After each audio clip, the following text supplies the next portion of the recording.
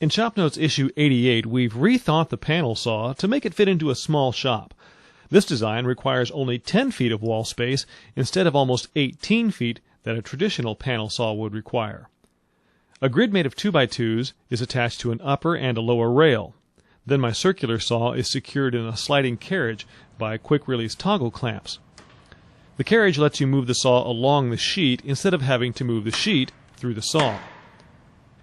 These knobs tighten flange bolts that ride in the blue T-track, so you can lock the saw in position. Loosen the knobs, and the saw slides up and down. To counterbalance the weight of the saw, it's fastened to a couple of springs.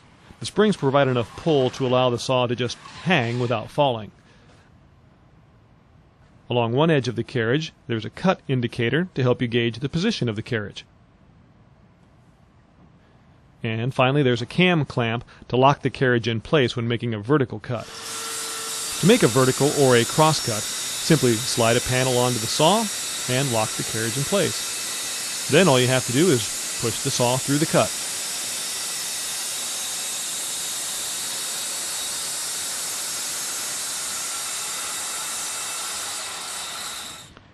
To make a horizontal or rip cut, the saw needs to be repositioned in the carriage. Again, the toggle clamps make this change real quick and real easy. Note also there's a second measuring tape here to help position the saw for rip cuts.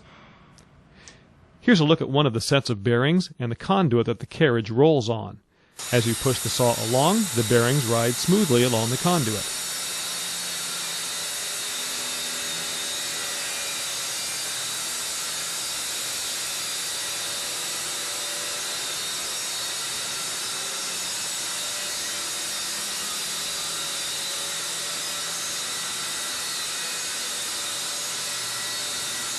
You can get all the details about building this panel saw in issue 88 of Shop Notes magazine.